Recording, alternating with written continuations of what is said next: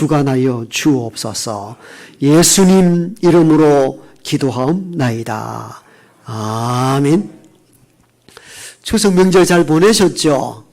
아마 장거리 운행과 많은 가사노동으로 피곤하고 힘든 면도 없지 않아 있으리라 여겨집니다. 주의 크신 위로가 임하길 바라고, 누군가의 헌신과 수고로움으로 그래도 가정이 이렇게 오게 된 것도 여러분의 헌신 때문이 아닌가 하면서 주의 따뜻한 위로를 보내드립니다. 어떤 시골에 있는 어머니께서 큰 도시에 있는 아들에게 추석을 며칠 두고 전화를 드렸습니다. 얘야, 여름 휴가 온 지도 얼마 되지 않았고 뉴스를 보니까 올해도 많이 차가 움직인다고 하는데 그렇게 많은 시간을 들여서 힘들게 올 필요가 있나. 됐다.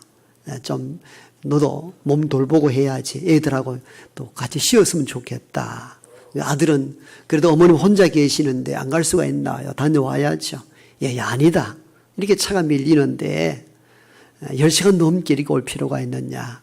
어머님의 간곡한 부탁에 아들은 못 이긴 척 하면서, 그럼 어머님 휴가 다녀온 지 얼마 되지 않았고 또 차도 밀리고 또 어머니 염려가 되니까 추석 끝난 주말에 한번 다녀오겠습니다. 그렇게 하고 집에서 쉴 작정을 했습니다. 어머니는 전화는 그렇게 드렸지만도 그래도 보고 싶죠. 자녀들이니까. 집에 아들 올 것 예상하고 보따리 농산물을 옆방에 가득 채워놨는데 아들이 이번에 쉬겠다 하니까 말은 그렇지만 또 마음은 그렇지 않잖아요. 보고 싶기도 하고 아쉽기도 합니다. 추석 전날이 되었습니다. 이 집 저 집에서 요란합니다. 손주들 왔다고, 자녀들 왔다고 떠들고 왁자지껄한 소리가 들리는데 이 어머님 집에는 조용합니다. 아무도 없습니다. 또 외롭기도 합니다. 괜히 전화했나 싶기도 합니다. 오지 않는 잠을 억지로 청하는데 잠은 잘 오지 않고 아이들 생각이 납니다. 밤이 한참 지났는데 마당에 웬 차 소리가 납니다. 이 늦은 밤에 누가 주차할 데가 없어서 그런가 싶어서 나가봤더니 그 아들이 도착을 한 겁니다. 차문을 열고 나온 며느리가 어머니 손을 꼭 잡고 이렇게 어머니께서 아마 우리가 온다 하면은 또 바리바리 그 짐을 산다고 불편해 할 것이고, 차가 밀렸을 때는 어떠한 명절 때는 새벽까지 잠도 못 주무시고 기다리는 것이 너무 마음에 걸려서 이번에는 전화도 없이 그냥 이렇게 오게 되었습니다. 그 며느리 말을 듣자 어머니께서 눈물 뚝뚝 흘리면서 그리고 기뻐하고 좋아하기도 합니다. 배려하는 따뜻한 마음들이 있잖아요. 어머님은 그 날마다 직장 다니다가 애를 쓰는 아들이 또 명절에 십수시간 차에 갇혀 있는 것이 마음이 아팠고, 또 아들은 어머니 혼자 계시는 것, 나 혼자 편하려고 가지 아니하면은 얼마나 쓸쓸해 하실까, 이 생각 끝에 다시 결단하여서 그 늦은 밤에 어머니를 찾아가는 아들과 며느리의 모습들, 이게 가정이 아닌가, 이게 행복이 아닌가. 제가 그 글을 읽으면서 그런 생각이 들었습니다. 이런 서로 배려하고 서로 존중하는 그 행복한 가정들 되기를 축복합니다. 이게 하나님이 바라고 원하시는 가정들입니다. 누가복음 15장은 지난주에 말씀드렸다시피 원래 가정에 대한 말씀으로 주신 메시지는 아닙니다. 당시 세리와 죄인들을 가까이 하는 예수님을 바리새인과 서기관들이 비난합니다. 어떻게 하나님의 아들로 왔다고 스스로 이야기하면서 저 죄인들을 가까이 하고 음식을 같이 먹느냐, 그게 옳은 일인가, 이렇게 따져 묻는 그들을 향하여 주님께서 세 편의 비유적 설교를 하시는 내용들이 누가복음 15장이고, 그 누가복음 15장에는 이 비난하는 바리새인과 서기관들을 향한 메시지로 주어진 본문이기도 합니다. 이런 본문을 많이 들어보셨기 때문에 오늘은 생략하고, 이런 비난하는 바리새인과 서기관들이 향하여 주셨던 메시지를 할지라도 결국은 아버지 하나님의 마음, 그 마음이 결국은 가정을 다스려야 되는 가정 속에 일어나야 될 일들이거든요. 그렇기 때문에 추석 연휴를 통해서 가정에 대한 메시지를 전하면서 그 비유의 사건들이 결국은 하나님 아버지의 마음이고 가정은 결국은 하나님 아버지의 마음을 닮을 때에 가장 행복한 가정이 될 수 있다는 것이죠. 그런 차원에서 우리는 이 본문을 재해석함으로 말미암아 하나님이 바라는 가정은 어떤 가정이어야 하는가? 지난주 세 개 주제를 다뤘고 이번 주 새로운 주제 세 개를 다루게 될 것입니다. 첫 번째로 하나님이 바라고 원하는 가정은 어떤 가정인가 하면은 재물보다 생명을 중요하게 여기고 재산보다 화목하기를 원하는 가정. 이것이 하나님이 바라고 원하시는 가정입니다. 생명을 소중히 여기고 가족의 화목을 중요하게 여기는 가정. 이것이 하나님이 바라는 가정의 원형이라 이렇게 볼 수가 있습니다. 아버지 재산을 다 날려버리고 집으로 돌아온 탕자를 아버지가 맞이해 줍니다. 그런데 아버지는 그 아들에게 내 재산 다 어떻게 사용했는지 한마디도 물어보질 않습니다. 좀 남아있는지 저축을 했는지 아니면 전혀 다 소비해버렸는지 궁금하잖아요. 아버지가 살아있을 때 재산을 물려달라 해서 그 재산 갖고 먼 타국에 갔는데 재산이 불어났는지 줄어들었는지 완전 소비해버렸는지 방탕한 삶을 살다가 잃어버렸는지 아니면 조금은 묻어두었는지 이거 궁금하지 않습니까?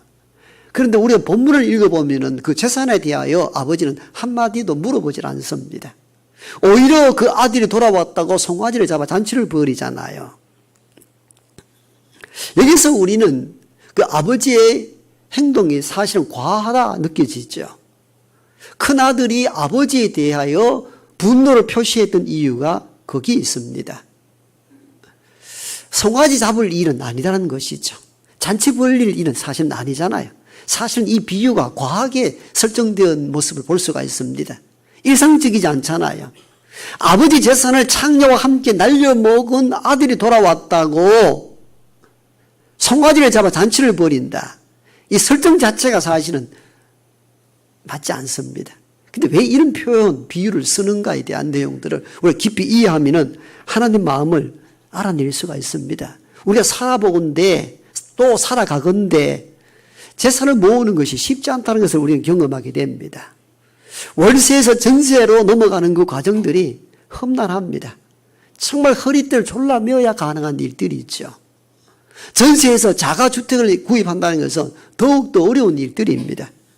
말 그대로 서울이나 대도시권에서의 자가주택을 얻는 것은 직장인들은 십수년 먹지 않고 다 모아도 구하기가 어렵다 이야기합니다. 재산이 쉽게 모아지질 않잖아요. 그런데 그 재산을 소비한 아들이 돌아왔다가 송아지를 잡는다. 이해할 수 없는 일들이죠. 그래서 큰아들은 잔치에 함께 가자 할 때에 아버지의 권유를 뿌리칩니다. 뿌리친 이유가 무엇입니까? 과하다는 것이죠. 이해할 수 없다는 것입니다. 그 잔치를 벌일 때에도 큰아들은 밭에 가서 일을 하고 있었던 때입니다. 그만큼 성실하였고 재산을 모으는 데 최선을 다했던 인물이 큰아들입니다. 그러면 아버지는 재산을 함부로 막 다루는 사람이었는가? 그렇게 보이지는 않습니다. 그런 흔적을 찾아볼 수가 없습니다. 그럼 아버지는 어찌하여 재산을 날려버린 아들이 돌아왔다고 송아지를 잡아 잔치를 벌인단 말입니까? 재산은 소홀히 여겼고 아무렇게 여겼기 때문입니까? 그게 아니라 더 소중한 것이 있다는 것을 아버지는 이 과한 장면을 통하여 우리에게 보여줍니다.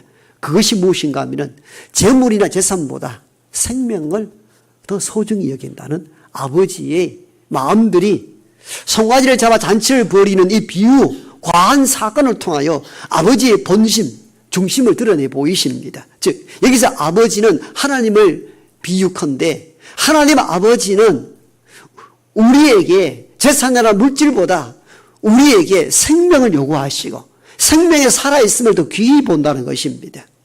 아버지의 마음을 가정 속에서 재해석한다면 가정은 어떠한 마음으로 살아야 되는가? 또한 가정은 어떠해야 하는가? 재산이나 재물보다 생명을 더 소중히 여기는 그곳이 가정이어야 한다는 것입니다. 그뿐만 아니라 재물보다 가정이 화목하는 것을 원하는 것이 아버지 하나님 바라시는 가정이라는 것입니다. 큰아들이 동생 잔치에 가지 아니한다 뿌리칠 때에 아버지는 큰아들에게 이렇게 이야기합니다. 얘야, 너는 나와 항상 같이 있었지 않느냐?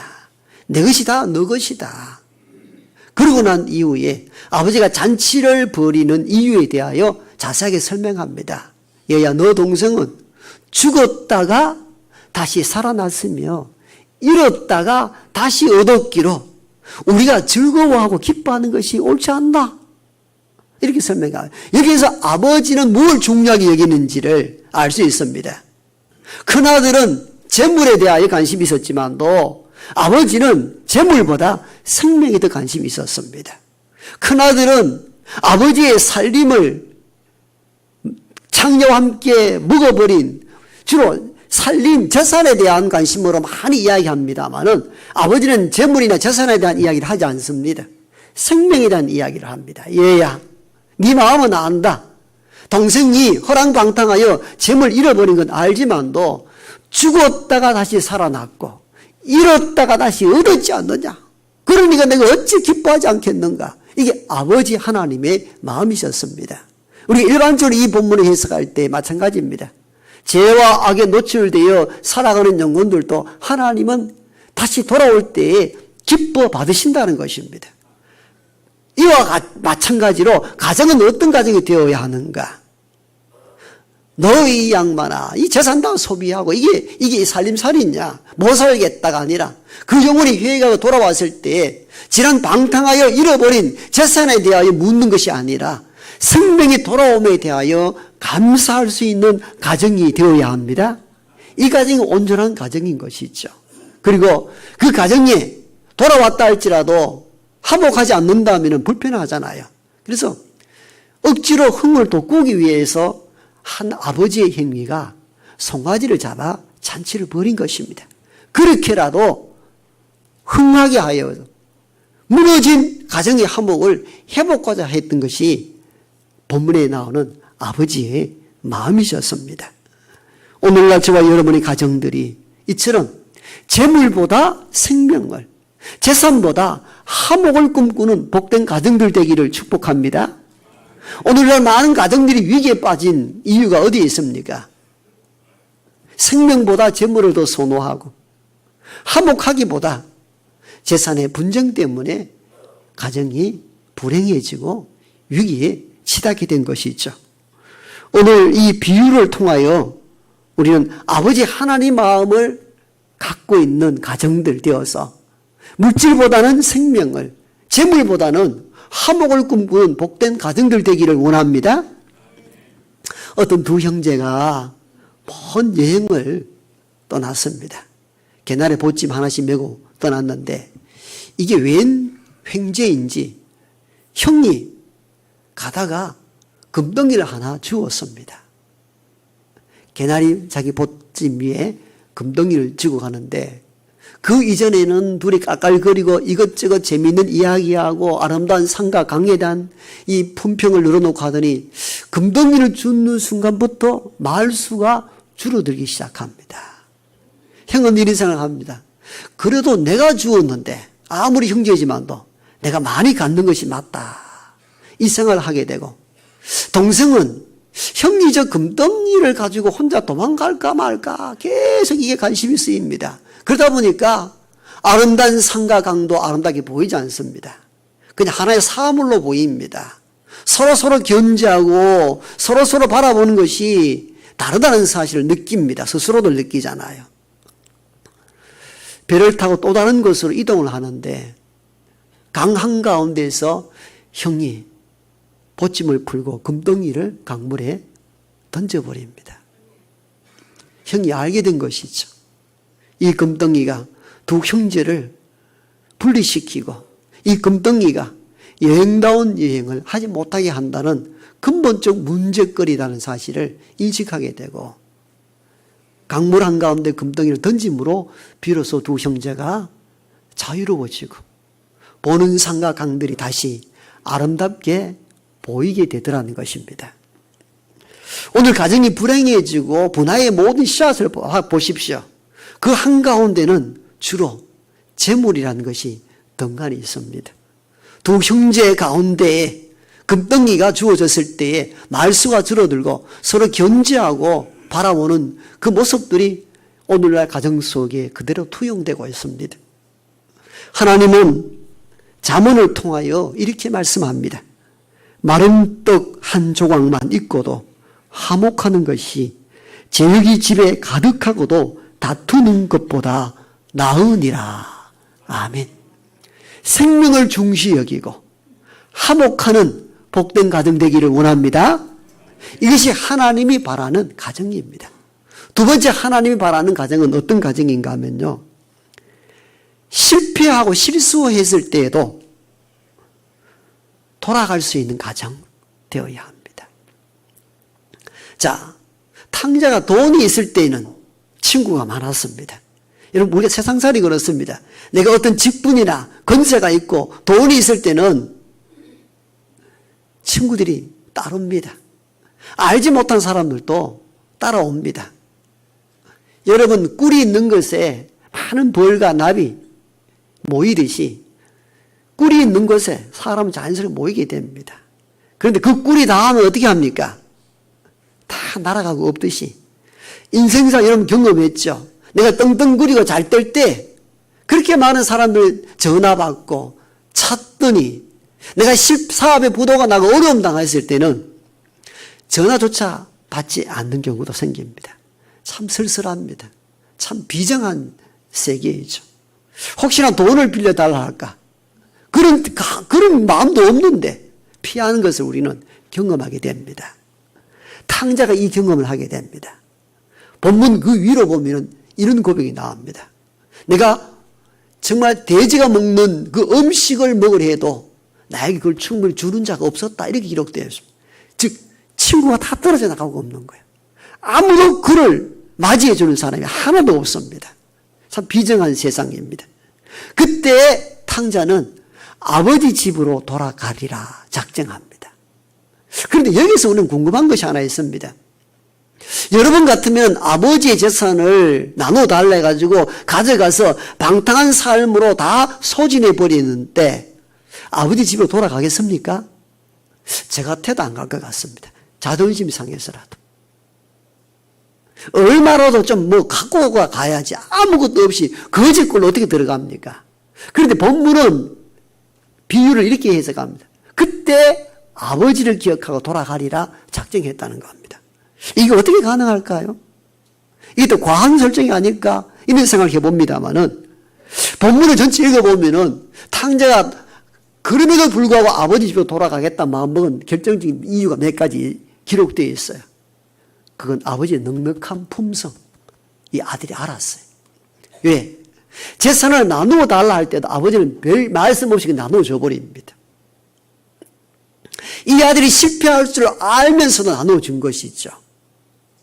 그리고 그 다음의 문장을 보면은 아버지 집에는 품꾼도 풍족하거늘 이 부분 보면은 종들, 부려먹는 머슴들에게도 넉넉하게 줄 수 있는 아버지라는 것을 알 수 있습니다. 이 대목에서 아버지 품성을 압니다.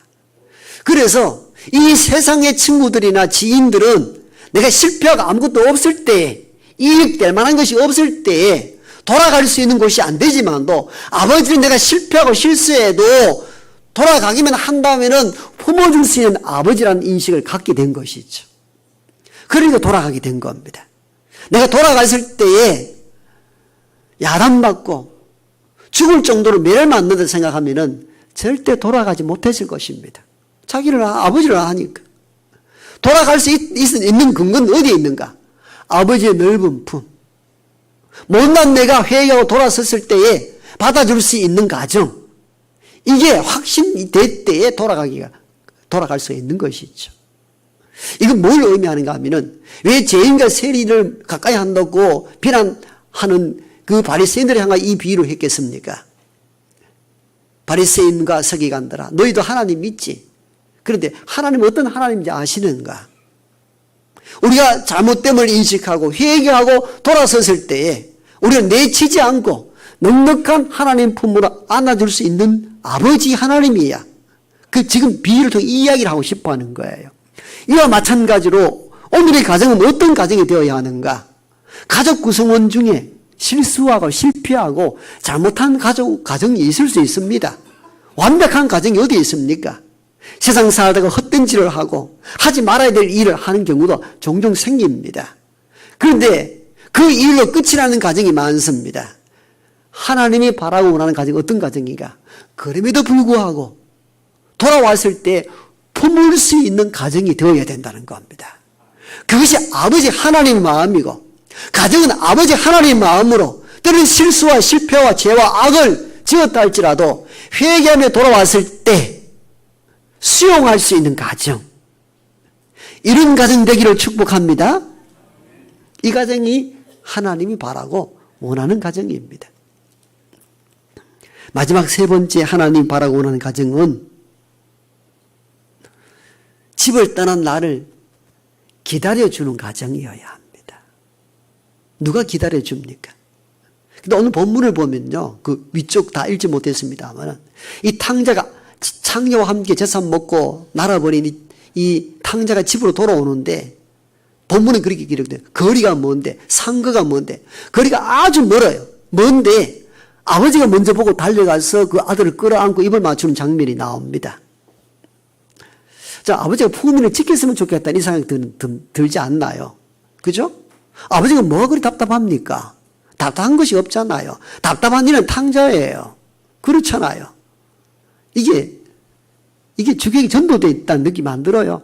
아버지는 그냥 주머니에 손 찌르고 다 이렇게 폼 잡고 있으면 돼요. 집 안으로 들어오도록 놔둬야 되는 거예요. 여러분, 잘못된 자녀가 집에 돌아오는데 아버지가 맨발로 저 먼 거리에 미리 보고 달려가서 입을 맞추는, 이게 사실 과한 설정이에요. 있을 수 없는 일들이에요.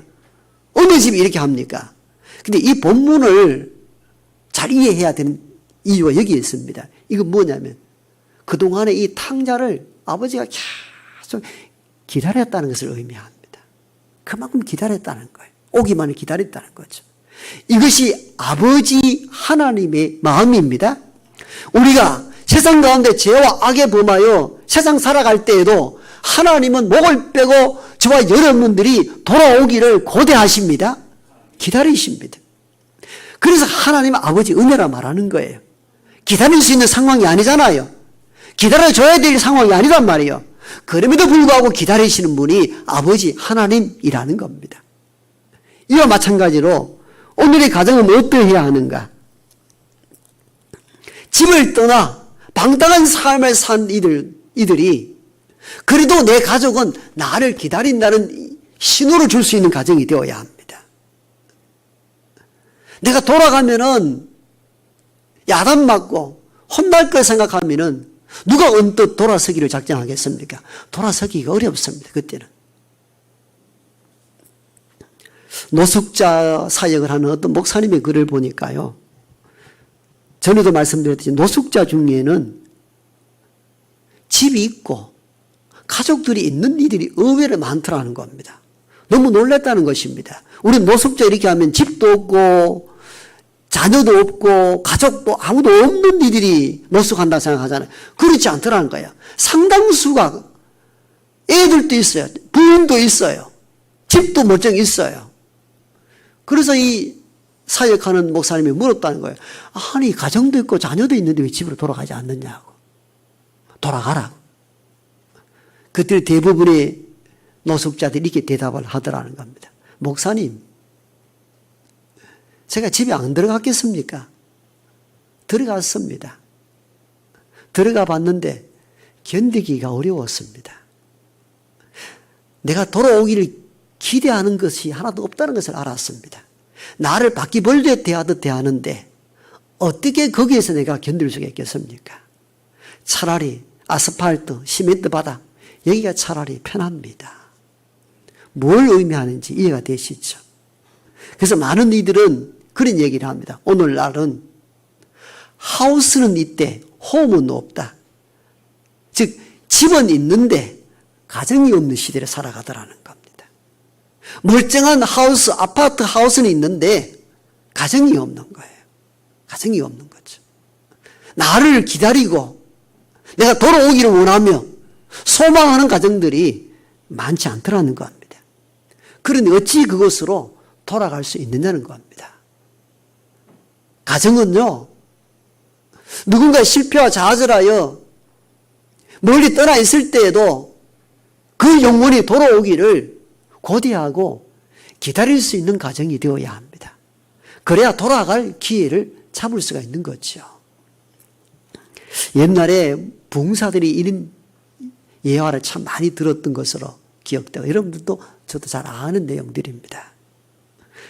탕자처럼 살았던 이 아들이 갈 곳은 없어서 집으로 가고는 싶은데 혼이 날까 싶어서, 쫓겨날까 싶어서 아버지에게 긴 편지를 썼습니다. 아버지 몇 년, 몇월, 며칠, 몇 시에 기차를 타고 그 아버지 고향집 앞으로 제가 타고 지나갈 때에 집에 감나무에 저를 집에 오기를 원한다면, 허용해 주신다면 흰 천을 하나 걸어주세요. 그 편지를 보내고 약속된 날짜에 기차를 타고 그 집 앞으로 지나가는데 온 감나무와 초가 지붕 위에 흰 천으로 다 덮였더라. 아주 오래된 이야기지만도 되새길 수 있는 교훈을 주는 예화이기도 합니다. 이게 아버지의 마음이지요. 아들은 흰 천 하나 감나무에 걸어두면 그걸 보고 내가 아버지 허용했다는 뜻으로 알고 돌아가겠다 했는데, 아버지는 혹시 휙 지나가는 바람에 흰 천 하나 못 볼까 싶어서 온 감나무 가지마다 흰 천을 다 걸어두고 그것도 모자라서 초가 지붕 위에 흰 천으로 다 지붕했다는 것. 그것이 아들을 기다리는 아버지의 마음이 담긴 것이죠. 하나님은 죄인이 돌아오기를 그렇게 기다리십니다. 지금도 기다리십니다. 지금도 기다리십니다. 이 아버지 하나님의 마음으로 가정을 만들어 가라는 것입니다. 가정은 어떤 곳이어야 하는가?